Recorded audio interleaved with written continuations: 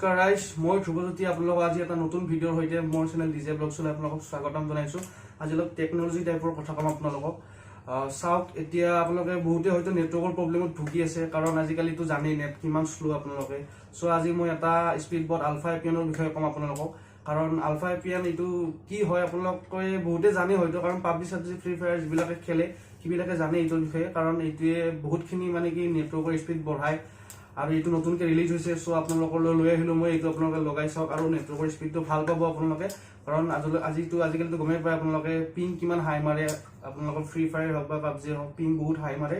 চ' আপোনাৰ ৰিল চিল চোৱাৰ ক্ষেত্ৰত বা কিবা ডাউনলোড দিলে আপোনালোকে গমেই পায় কিমান শ্ল'। এইটো লগোৱাৰ পিছত আপোনালোকে সেইখিনি অকণমান বুলি নকওঁ, বহুতখিনি দেখাই পাব। আপোনালোকে এইটো লগাই চাওক আৰু কেনেকুৱা নেটৰ স্পীড হয় আপোনালোকে কমেণ্ট কৰি জনাব মোক।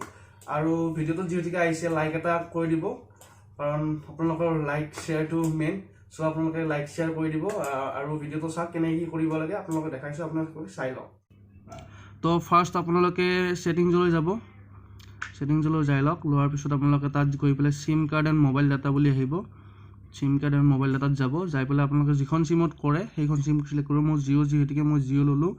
গৈ পেলাই আপোনালোকে ইয়াত পাব এক্সেছ পইণ্ট নেম বুলি যি আছে তাত যাব, যাই পেলাই আপোনালোকে প্লাছ চিনডাল যি আছে তাত যাব। আপোনালোকে যোৱাৰ পিছত আপোনালোকে নেম আহিল, নেমত আপোনালোকে লিখিব স্পীড বট স্পেচ দিব, দি পেলাই আলফা দিব, দি পেলাই স্পেচ দি কিনে আকৌ 2022 বুলি লিখিব।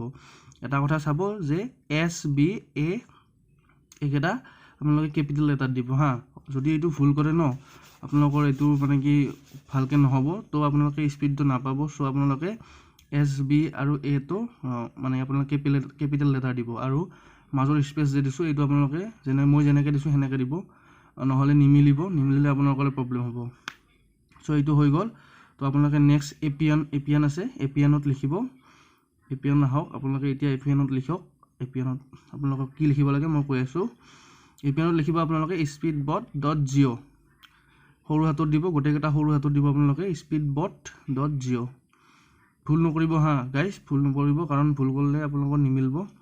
Next speed boat dot Jio' দিলে, দি কিনে প্ৰক্সি আৰু পৰ্ট এইকেইটা নালাগে, এইকেইটা মানে কি বেলেগ থাকে, তো এইকেইটা মানে কি নিদিলেও হয়। আপোনালোকে ইউজাৰ নেমত লিখিব geo@speedbot22, এইটো গোটেইখিনি সৰু হাতত দিব আপোনালোকে geo@speedbot22, আপোনালোকে সেনেকৈ দিয়ক। এইটো দি লওক আপোনালোকে, সেইটো দিয়া হৈ গ'ল। আপোনালোকে পাছৱৰ্ড একো নালাগে, পাছৱৰ্ড নিদিব আপোনালোকে ছাৰ্ভাৰত লিখিব www.google.com, আপোনালোকে ছাৰ্ভাৰত www.google.com লিখিব। এইটো লিখি লওক আপোনালোকে, ভুল নকৰিব। জিটো ডাঙৰ হাতৰ দিব, জিটোৰ কাৰণ সৰু হাতত দিলে আপোনালোকৰ নহ'ব। চ' জিটো আপোনালোকে ডাঙৰ হাতত দিব। MMSC আৰু MMS প্ৰক্সি, MMS পৰ্ট এইকেইটা নালাগে। আৰু MCC আৰু MNC এইটো এৰিয়া সকলোৰে এৰিয়া হিচাপে বেলেগ থাকে, নেটৱৰ্কৰ টাৱাৰ হিচাপে। আপোনালোকে অথেণ্টিকেশ্যন টাইপটো দিব। অথেণ্টিকেশ্যন টাইপটো আপোনালোকে কি দিব আপোনালোকক মই দেখাই আছোঁ। অথেণ্টিকেশ্যন টাইপত আপোনালোকে দিব, আপোনালোকে ফ'ৰ্থ অপশ্যনটো দিব পাপ অৰ চাপ। তাৰপিছত আপোনালোকে এপিএন টাইপটো আপোনালোকে নিদিলেও হ'ব, যেনেকৈ আছে সেনেকৈ থাকিব দিয়ক। এপিএন প্ৰট'কলত আপোনালোকে IPv4 আৰু থাৰ্ড অপশ্যনটো দিব IPv6, আৰু IPN ৰ'মিং প্ৰট'কলতো আপোনালোকে সেইটোৱে দিব। আৰু লাষ্ট হৈছে BRRত আপোনালোকে আনস্পেচিফাইডটো এইটো আনটিক কৰি দিব, দি LT দিব, GPRS দিব, আৰু 1XRTT দিব।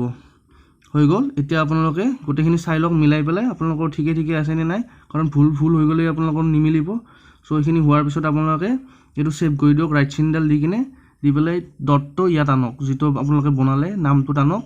আনি কিনে আপোনালোকে এটা কাম কৰিব, এইটো হোৱাৰ পিছত আপোনালোকে মোবাইলটো এবাৰ ৰিষ্টাৰ্ট কৰি দিব। ৰিষ্টাৰ্ট কৰিবলৈ আপোনালোকে নাপাহৰিব, আৰু ৰিষ্টাৰ্ট কৰাৰ পিছত আপোনালোকে কমেও 2 মিনিটমান সময় ৰখিব, কাৰণ এইটো ছেট হোৱাৰ কাৰণে 2 মিনিট বা 1 মিনিট সময়ৰ প্ৰয়োজন হয়।